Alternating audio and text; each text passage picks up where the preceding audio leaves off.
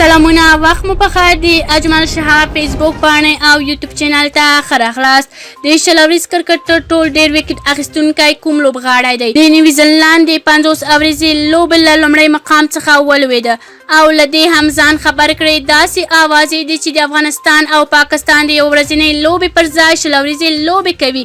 دلیل یې څه شی دی؟ نور جزئیات په همدې ویډیو کې وګورئ. یوټیوب چینل لایک او سبسکرایب کړئ. د شلوریز کرکټ تر ټولو ډېر وکټ اخیستونکی کوم لوبغاړی دی؟ د شلوریز کرکټ تر ټولو ډېر وکټ اخیستونکی لوبغاړی په نوملړ کې د افغانستان ویاړ او نړیوال ستوری راشد خان د 496 وکټو په ترلاسه کولو سره دویم مقام لري.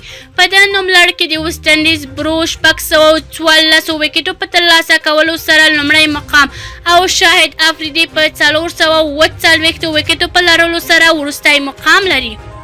نیوزیلند د 50 اوریزو لوبو له لومړي مقام څخه ولوېده. نیوزیلند په دوهمه یوه ورځنۍ لوبه کې د حل له ماتې وروسته د آی سی سی د نارینهوو د یوه ورځنۍ لوبو په درجه بندي کې لومړی مقام له لاسه ورکړ او دویم مقام ته ولوېده. وړمه ورځ په یوه ورځنۍ لوبه کې نیوزیلند لوبډله په 108 منډو آوټ شوه او بیا روهیت شرما په لوبډل مشري هم لوبډلې ټاکل شوي هدف د دوو لوبغاړو په سوځېدو پوره کړ. د آی سی سی لخوا د شلوریز لوبو نوی درجه بندي اعلان شوې چې له مخې یې نیوزیلند لوبډله له لومړي مقام څخه دویم مقام ته راښکته شوې ده.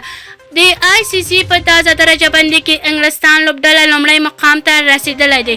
هند په دریم او استرالیا څلورم ځای لري او پاکستان ورپسې 5م مقام لري. بلخوا سویل افریقا شپږم، بنګلادیش اووم او سریلانکا 8م مقام لري.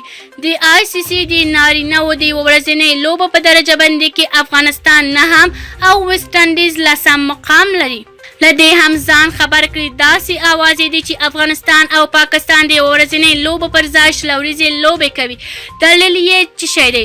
له دې هم ځان خبر کړي داسې اوازې دي چې د افغانستان او پاکستان یو ورځنۍ لوبې پر ځای شلوریزې لوبې کوي.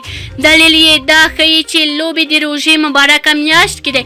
له دې هم خبر شي چې یوه ورځنۍ لوبې د سوپر لیګ لوبې دي او کله هم بل فارمټ ته نه اوړي. کیدای شي له پاکستان سره د شلوریزې لوبې په اړه هم خبرې شوي اوسي. دا ځکه چې میرویس اشرف تېره ورځ ویلي و چې د یو شمېر هیوادونو له بورډونو سره غږېدلی دی چې ښه پایله به ولري. کیدای شي د شلوریزو لوبو پلان هم جوړ شوی اوسي.